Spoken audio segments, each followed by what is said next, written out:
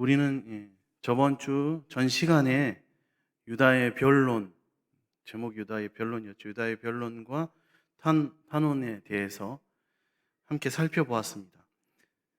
앞장에서 은잔의 시험, 그리고 형제들을 대표해서 요셉에게 길고 긴 변론을 한 사람은 바로 유다였습니다. 유다는 이 변론을 통해서 자신들이 얼마나 그리고 어떻게 그동안 변화되었는지를 보여주었습니다. 유다가 변화된 것은 한두 가지가 아닙니다. 요셉의 사건 때 거짓으로 짐승에게 찢겨 죽였다고 그렇게 거짓말하고 그렇게 변명하던 유다가 지금 너무나 긴박한 순간에, 중요한 순간에는 변화되어서 오직 진실만을 이야기합니다.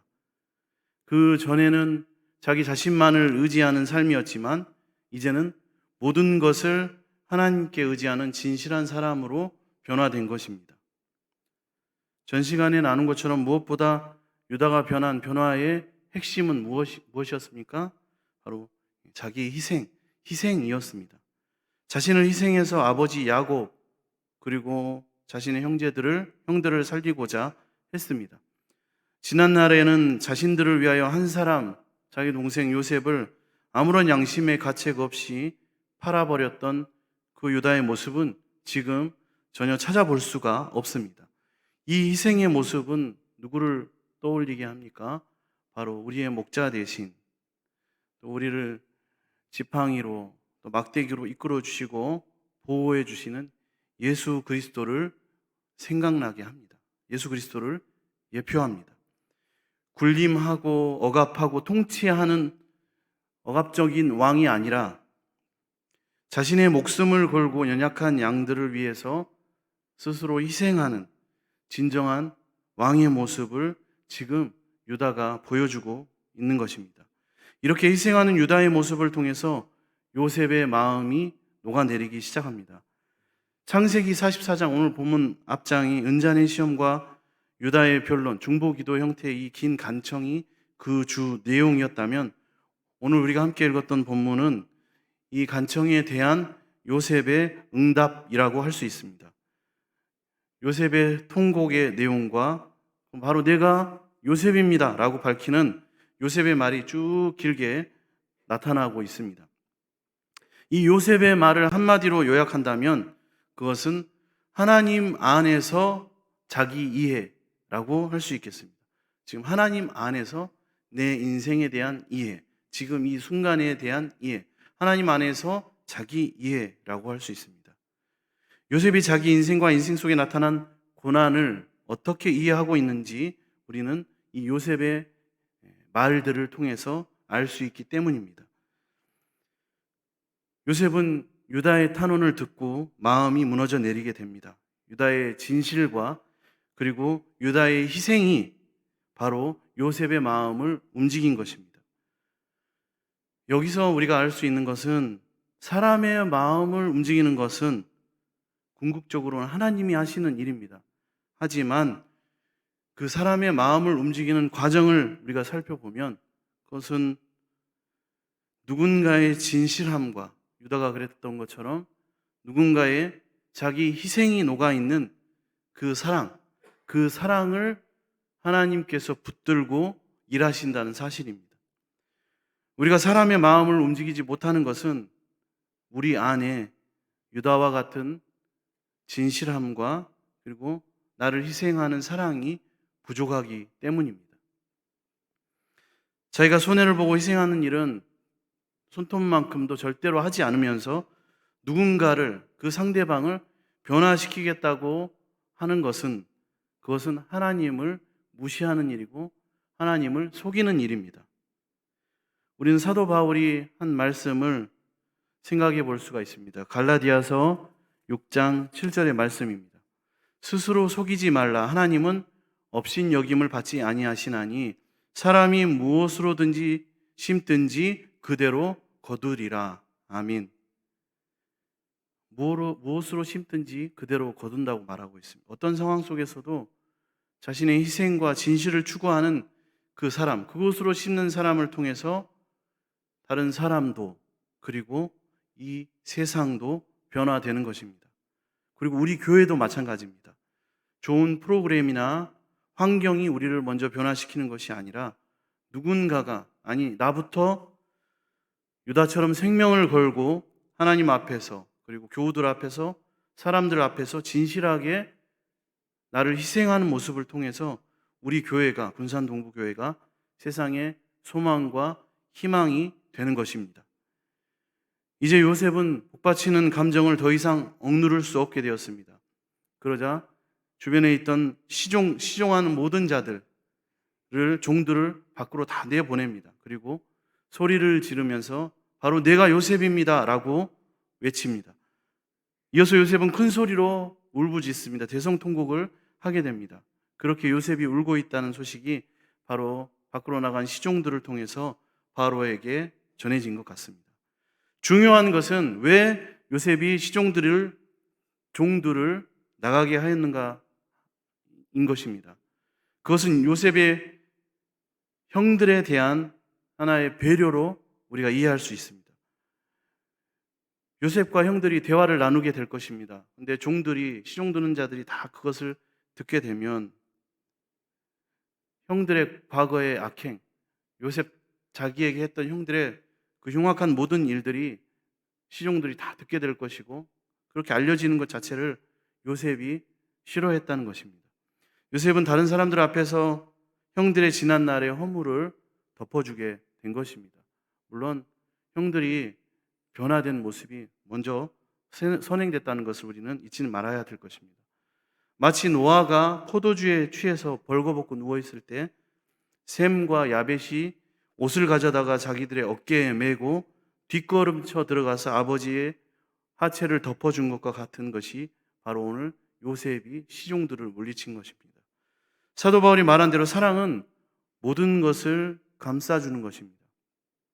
잠언 19장 11절 말씀에 보면 노하기를 더디하는 것이 사람의 슬교, 허물을 용서하는 것이 자기의 영광이니라, 이렇게 말씀하고 있습니다. 다른 것이 우리의 상급과 영광이 되는 것이 아니라 허물을 덮어주고 사랑하는 것이 바로 우리의 영광입니다. 또 과거의 허물을 덮어준다는 것은 어떤 의미를 가지고 있습니까? 과거에 얽매이지 않는다는 것, 그리고 이제 지금부터 미래를 본다는 것을 우리에게 알려줍니다. 요셉에게 중요한 것은 형들의 과거가 아니라 지금 변화된 형들과 함께 할, 하나님의 사역을 감당할 앞으로의 일, 미래입니다.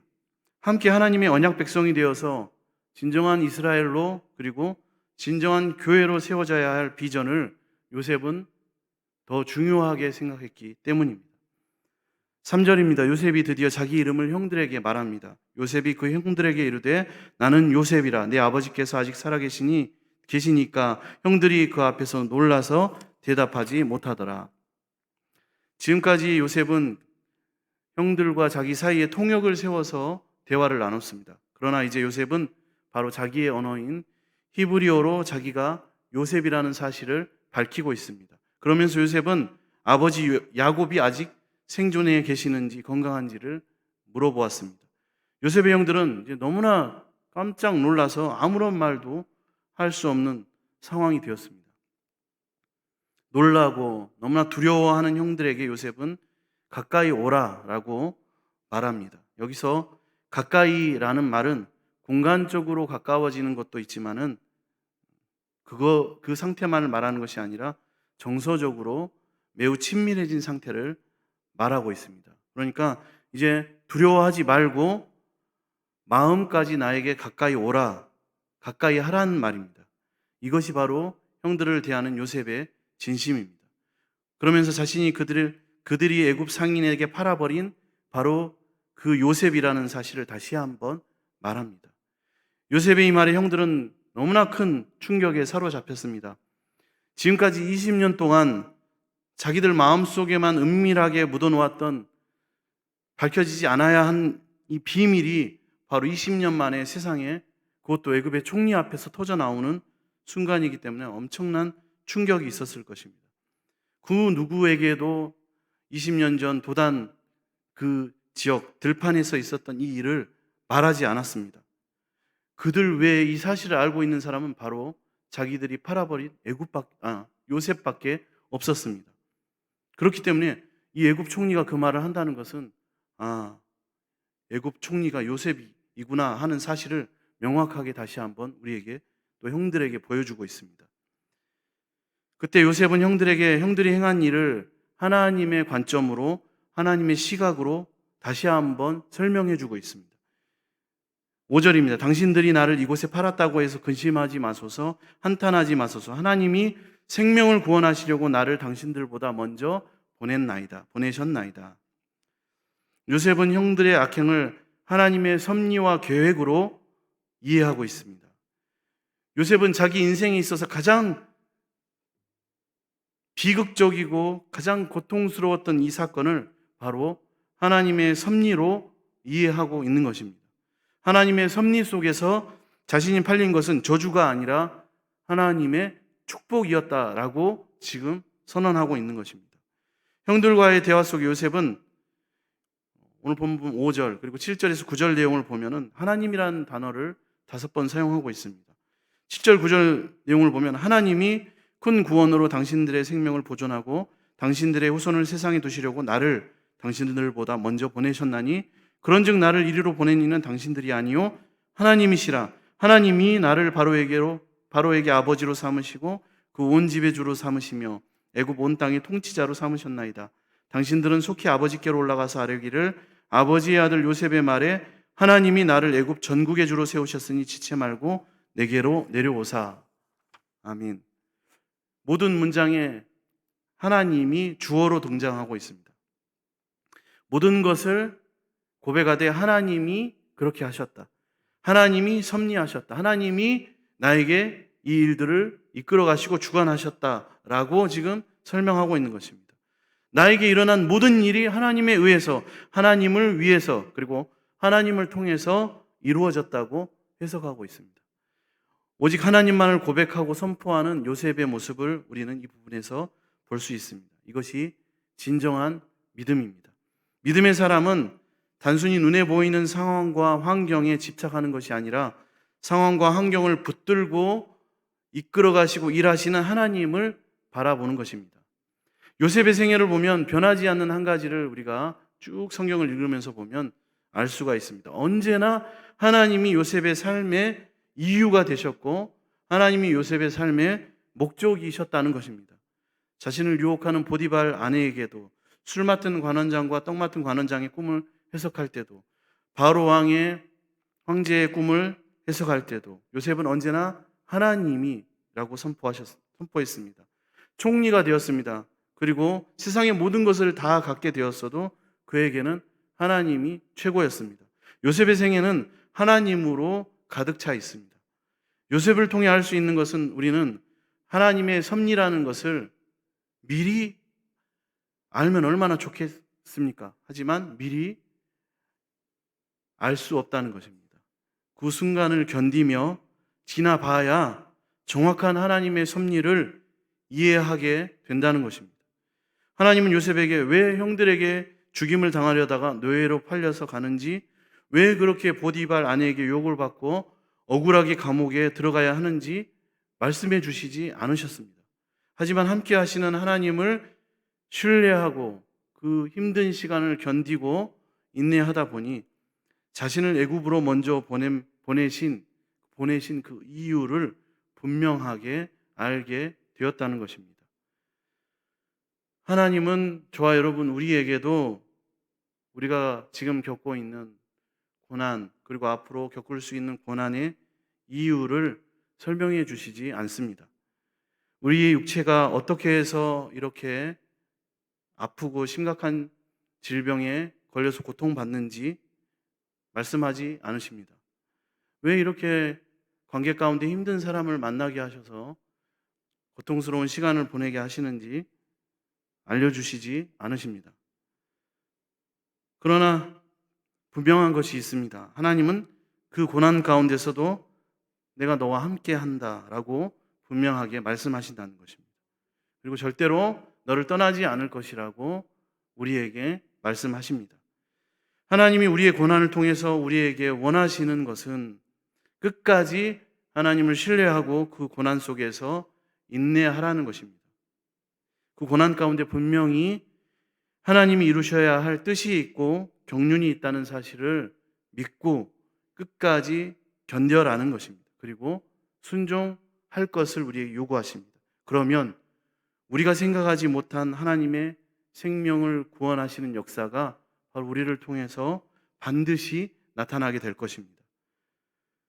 그렇게 모든 것이 하나님의 섭리임을 깨달은 요셉은 자신의 고난 가운데 형들을 향하여 분노하지 않고 복수의 칼을 가는 것이 아니라 변화된 형들을 수용하며 용서하고 사랑하게 됩니다. 자신을 보낸 것이, 요셉인 나를 보내는 것이 하나님의 섭리라는 것을, 그 사실을 깨닫는다는 것은 인간이 할 수 없는 초월적인 용서와 사랑을 할 수 있게 하는 동력, 원동력이 됩니다. 하나님의 섭리를 깨닫는 것, 너무나도 중요하다고 할 수 있겠습니다. 우리가 하나님으로부터 이 땅에 보냄을 받은 이유, 우리를 부르신 이유, 우리 교회에, 군산 동북교회에 나를 보내신 이유를 분명하게 아는 사람은 모든 것을 초월하고 수용하고 사랑할 수 있습니다. 그 이유보다 더 중요한 것은 없기 때문입니다. 왜 요셉이 형들에게 섭섭함이, 원망이, 분노가 없었겠습니까? 요셉에게 분명히 형들로 인해서 그 깊은 구덩이 속에서 죽을 수밖에 없었을 때 그 상황이 요셉의 머릿속에, 뇌리에 각인되어 있을 것입니다. 그 상처, 아픔, 기억, 억울함, 감옥에서 고통받았던 그 수년 동안의 시간들이 한으로 뭉쳐 있었을 것입니다. 그렇기 때문에 우리가 앞서 살펴보았던 창세기 41장에 보면 므낫세를 낳고 하나님이 나로 나의 모든 고난과 아버지 집에서 받은 상처를 다 잊어버리게 하셨다는 이름의 뜻으로 그 이름을 지었던 것이죠. 상처가 있었다는 것입니다. 요셉처럼 우리의 상처와 아픔을 씻을 수 있는 것은 무엇으로 가능합니까? 바로 요셉의 상처를 씻어주신 하나님의 은혜로 가능한 것입니다. 하나님의 은혜가 아니면 절대로 우리는 우리 안에 있는 아픔과 상처가 치유될 수 없고 회복될 수 없다는 것입니다. 이런 하나님의 은혜가 저와 여러분에게, 우리 모두에게 가득하시기를 축복합니다. 요셉처럼 자기 안에, 내 안에 있는 하나님을 발견하는 사람은 다른 사람을 수용하고 용서하고 사랑할 수 있습니다.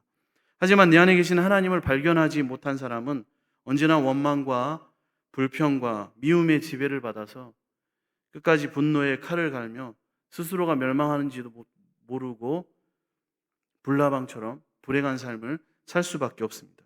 만약에 요셉이 그렇게 살았다면, 하나님을 발견하지 못하고 하나님의 섭리를 깨닫지 못하고 애굽에 있는 내내 고난 받으면서 형들을 향한 복수의 칼을 갈았다면, 복수의 감정을 불태웠다면 요셉의 인생의 끝은 어떻게 되었겠습니까? 그리고 야곱의 아들들을 향한 하나님의 놀라운 생명 구원의 계획은 어떻게 어그러졌을까요? 그 결과는 우리가 보지 않아도 다 알 수가 있습니다. 요셉은 자신을 팔아먹은 형들을 바라본 것이 아니라 바로 그들을 통해서 일하고 계시는 하나님을 발견했던 것입니다.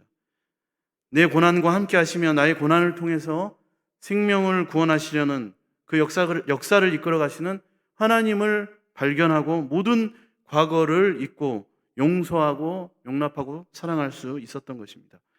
이렇게 모든 것을 용서하고 사랑할 수 있어야 요셉은 생명을 구원하는 하나님께서 자신을 보내신 그 뜻과 사명을 다할 수 있게 되는 것이기 때문입니다. 7절 9절 말씀을 우리가 다시 한번 보면, 하나님이 큰 구원으로 당신들의 생명을 보존하고 당신들의 후손을 세상에 두시려고 나를 당신들보다 먼저 보내셨나니 그런즉 나를 이리로 보내는 당신들이 아니요 하나님이시라. 하나님이 나를 바로에게 아버지로 삼으시고 온 집의 주로 삼으시며 애굽 온 땅의 통치자로 삼으셨나이다. 당신들은 속히 아버지께로 올라가 아뢰기를 아버지의 아들 요셉의 말에 하나님이 나를 애굽 전국의 주로 세우셨으니 지체 말고 내게로 내려오라. 지금 요셉이 말하는 것은 단순히 흉년을 피해서 살게 된 것을 말하고 있는 것이 아닙니다. 아브라함과 이삭과 자기 아버지 야곱을 통해서 이루시기로 작정하신 하나님의 놀라운 역사, 약속, 언약, 인류 구원의 사역을 지금 설명하고 있는 것입니다. 생각의 깊이와 넓이 자체가 지금 요셉은 다른 것입니다. 요셉은 고난을 통해서 하나님이 말씀하시는 생명의 구원이 무엇인지를 정확하게 이해하고 있습니다. 이스라엘을 통해서 온 인류에게 새 생명을 주시고자 하시는 하나님의 꿈과 비전을 지금 요셉이 알고 있다는 것입니다. 우리는 알고 있습니까? 보통 사람 같으면 자기 자신이 애굽의 총리가 된 정도의 또 황제에게 인정받는 부분에 국한되어서 기뻐하고 감격하고 그것을 누리면서 사는데 급급할 것입니다. 하지만 요셉은 인생의 초점이 육신적인 부분에 국한된 것이 아니라 바로 요셉의 초점은 바로 영적인 부분까지 그리고 영적인 이유까지 그 초점이 확대되어 있기 때문에 육적인 수준을 넘어서는 하나님의 큰 구원의 역사에 크게 쓰임받을 수 있게 되었다는 것입니다. 그래서 요셉을 통해서 온 땅에 자기 형들과 후손들을 통한 하나님의 구원 역사가 충만케 되는 복의 통로가 되었다는 것입니다. 요셉의 인생은 하나님이 보실 때 성공한 인생이라고 할 수 있겠습니다. 그것은 바로 육적인 형통과 번성의 초점과 목적인 것이 아니라 자신을 통해서 하나님이 이루어 가실 영적인 목적과 영적인 뜻에, 하나님의 뜻에 그 목적을, 인생의 목적을 둔 것이 바로 요셉 인생의 성공의 비결이라고 할 수 있겠습니다. 보통 사람들은 하나님 높여주시면, 나에게 많은 것을 축복해 주시면 그것에 빠져서 자신을 왜 하나님 축복해 주셨는지를 본질적인 것을 잊어버리고 살아갑니다. 하지만 요셉은 하나님이 아무리 자기를 축복해 주시고 아무리 자기를 높여 주셔도 자신을 향한 하나님의 뜻을 잊어버리지 않았다는 것입니다. 언제나 하나님의 계획과 섭리에 민감하고 집중하며 살아갔던 인생이 바로 요셉입니다. 그것이 바로 앞으로 볼 내용이지만 창세기 50장 마지막 부분에 보면은 얼마나 하나님 중심의 삶이었는지를 보여주고 있습니다. 50장 24절 26절에 보면 요셉이 그의 형제들에게 이르되 나는 죽을 것이나 하나님이 당신들을 돌보시고 당신들을 이 땅에서 인도하여 내사 아브라함과 이삭과 야곱에게 맹세하신 땅에 이르게 하시리라 하고 요셉이 또 이스라엘 자손에게 맹세시켜 이르기를 하나님이 반드시 당신들을 돌보시리니 당신들은 여기서 내 해골을 메고 올라가겠다 하라 하였더라. 요셉이 110세의 죽음에 그들이 그의 몸에 향재료를 놓고 애굽에서 입관하였더라. 아멘. 무엇을 말하고 있습니까? 첫 번째는 하나님이 반드시 당신들과 함께 하시며 당신들을 돌보신다는 것입니다. 또 하나는 그 돌보심 가운데서 하나님 맹세하신 땅을 향하여 애굽을 떠날 때가 있을 것이라는 것입니다. 예언하고 있습니다. 무엇입니까? 출애굽을 예언하고 있습니다. 출애굽은 무엇입니까? 예수님이 십자가에서 죽으심을 통해서 인류를 구원하시는 예표가 되는 사건이 바로 출애굽입니다. 요셉은 예수 그리스도를 통해서 구원 얻는 모든 인류 그리고 진정한 이스라엘이 이루어지는 그 꿈을 하나님의 궁극적인 그 뜻을 확신하며 살았던 것입니다. 그렇기 때문에 이러한 예언을 할 수 있게 되는 것이죠. 요셉은 풍요로움과 형통함 속에서 하나님이 주신 사명과 비전을 한순간도 놓치지 않고 그것을 바라보며 사는 사람이었습니다. 요셉에게는 총리라는 자리가 중요한 것이 아니었습니다. 왜 이 총리 자리를 나에게 주셨는가가 요셉에게는 중요했습니다. 사명입니다. 마치 에스더가 황후의 자리에 만족한 것이 아니라 황후 자리를 통해서 하나님이 어떠한 일을 이루실 것인가를 중요하게, 그 사명을 중요하게 생각한 것과 같은 것입니다. 요셉은 하나님의 구원 역사와 인류를 향한 하나님의 뜻을 이루는 초석이 되는 역할을 감당하게 된 것입니다. 그것을 이루기 위해서 반드시 필요한 것이 바로 하나님의 섭리를 깨닫는 것이고 그리고 용서하고 형들을 사랑하는 것이었습니다. 어떤 사람이 행복한 사람입니까? 사명에 붙들려서 하나님의 비전을 이루기 위해서 하나님 중심으로 사는 사람이 진정으로 행복한 사람이라고 할 수 있겠습니다. 요셉처럼 하나님이 주신 사명에 붙들려서 일평생 주님과 동행하시는 저와 여러분의 삶이 되시기를 축복합니다. 다음으로 요셉의 형들이 애굽에 온 이유가 있습니다. 그것은 무엇입니까? 기근이라는 고난 때문이었습니다. 이 고난에 대처하기 위해서 양식을 구하러 애굽에 오게 된 것입니다. 만약 가나안 땅에 기근이 없었다면 그들은 애굽으로 내려오지 못했을 것입니다. 요셉을 동생을 만날 기회도 없었을 것이고 22년 동안 숨겨왔던 죄를 회개할 기회도 없었을 것입니다. 애굽으로 양식을 찾아 나서는 과정은 너무나 힘들고 고통스러운 과정이었습니다. 하지만 그 결과는 온전한 회복이 있었고 치유가 있었으며 하나님의 뜻이 성취된다는 엄청난 축복이 있었습니다. 대부분 그런 것은 아니지만 우리가 예수님을 믿고 있는 과정 가운데서도 이러한 일이 얼마든지 일어나게 됩니다. 갑자기 찾아오는 심각한 질병 때문에 혹은 사업과 물질의 시험 때문에 가정의 위기 때문에 교회에 나오게 되었다가 예수님을 만나고 바로 그 예수님 안에 있는 구원과 축복의 은혜를 누리게 되는 경우가 있는 것이죠. 또 신실하게 우리가 잘 신앙생활을 하면서도 때로는 이해할 수 없는 고난을 당할 수도 있습니다. 하지만 우리의 고난은 절대로 고난으로 끝나는 것이 아니라는 사실입니다.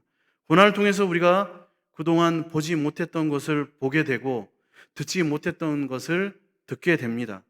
또 우리를 향하신 하나님의 섭리, 그것을 깨닫는 것이 너무나 중요했는데 하나님의 섭리를 온전하게 이해하는 과정이 그 고난 과정 가운데 우리에게 있게 되는 것입니다. 하나님의 은혜입니다. 베드로전서 4장 12절 13절에 사랑하는 자들아 너희를 연단하려고 오는 불시험을 이상한 일 당하는 것 같이 이상히 여기지 말고 오직 너희가 그리스도의 고난에 참여하는 것으로 즐거워하라. 이는 그의 영광을 나타내실 때에 너희로 즐거워하고 기뻐하게 하려 함이라. 아멘. 우리의 고난은 하나님의 영광으로 이어질 뿐만이 아니라 바로 우리로 하여금 즐겁게 되어지고 우리가 너무나 기뻐하게 될 수 있는 그 재료들이 된다는 것입니다. 우리의 즐거움과 기쁨에 하나님의 영광뿐만이 아닌 우리의 즐거움과 기쁨과 행복의 재료가 바로 그 고난이 그렇게 그 재료가 된다는 것입니다.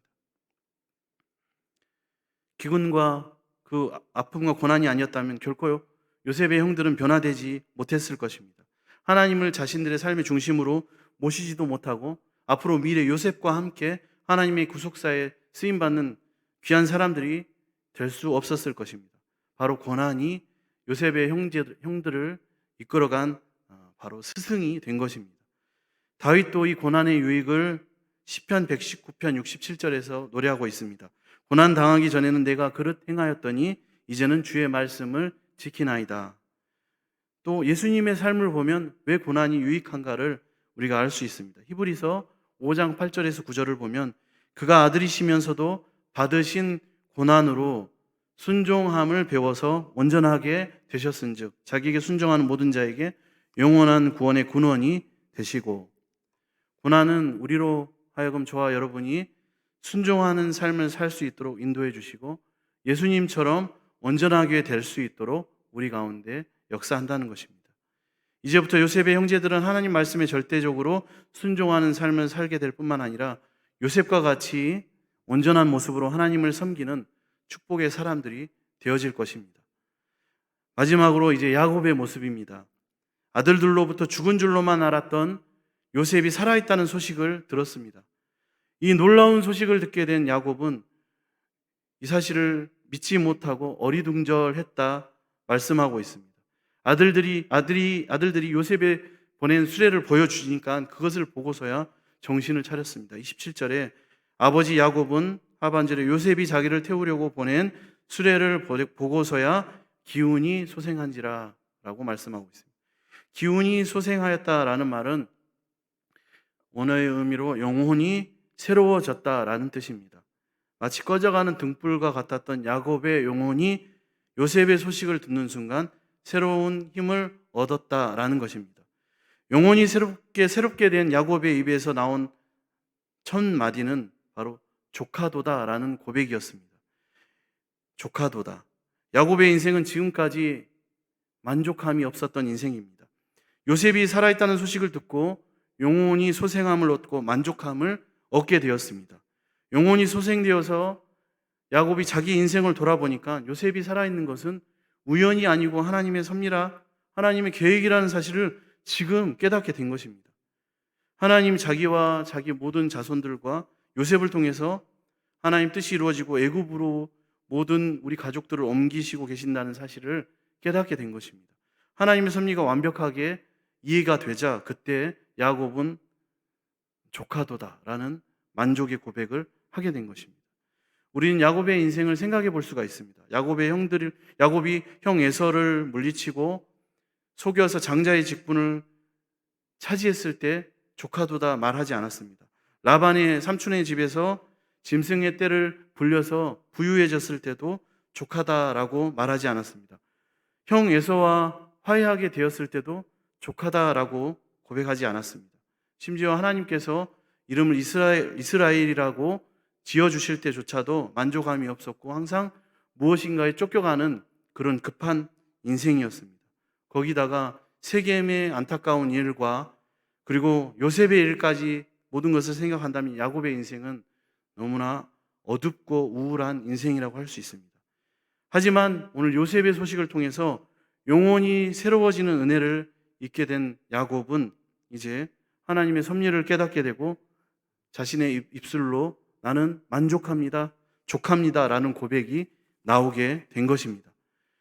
우리는 중요한 사실을 알 수 있습니다. 우리의 행복은 바로 내 영혼이 소생되었을 때에만, 새로워졌을 때에만 가능하다는 것입니다.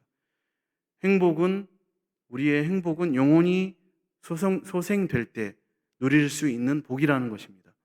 아무리 많은 것을 소유하고 성공하고 출세하고 가진 것이 많아도 영혼이 소생되지 않으면 절대로 인생의 족함이, 만족함이 없다는 사실입니다. 영혼의 소생을 통해서 내 인생을 향한 하나님의 섭리를 깨닫게 될 때 그때 비로소 우리의 입술로 나는 만족합니다, 더 이상 내가 바라볼 것이 없습니다 라고 그러한 고백이 가능하게 된다는 것입니다. 저와 여러분, 우리에게 필요한 것은 영혼의 소생입니다. 영혼이 소생하지 않고는 절대로 우리를 향한 하나님의 섭리도 계획도 깨달을 수 없습니다. 그리고 하나님의 섭리와 계획을 깨닫지 못한 채 아무리 성공하고 부귀영화를 누려도 그 삶에는 전혀 만족함이 없다는 것입니다. 우리 모두의 영혼이 항상 하나님 안에서, 주님 안에서, 또 말씀 안에서 소생하기를 축복합니다. 영혼이 소생함으로 우리의 인생에 함께 하시는 하나님의 뜻을 함께 이루어가는 저와 여러분이 되시기를 원합니다. 날마다 하나님의 경륜을 깨닫고 섭리를 깨닫는 소망의 자녀들이 또 하나님이 새롭게 허락하시는 그 사명을 감당하는 저와 여러분들이 되시기를 축복합니다. 기도하겠습니다. 사랑의 주님, 감사합니다. 오늘 말씀을 통하여 요셉의 삶의 동력이 무엇인지, 요셉의 삶 속에 가득 차 있는 것은 무엇인지 알게 하시니 감사를 드립니다. 우리의 삶도 요셉과 같이 하나님으로 가득 차게 하시고 우리 삶의 목적이 하나님이 되게 하시며 하나님께서 나를 부르신 사명과 소명을 깨닫고 순종하는 삶이 되게 하여 주옵소서. 고난과 역경 속에서도 하나님의 섭리와 뜻을 바라보게 하시고 끝까지 함께 하시는 하나님을 의지하게 하시며 그때 베풀어 주시는 은혜로 우리의 영혼이 소생케 되는 역사가 넘쳐나게 하여 주옵소서. 언제나 우리 삶의 주인 되시는 예수님의 이름으로 기도드립니다. 아멘.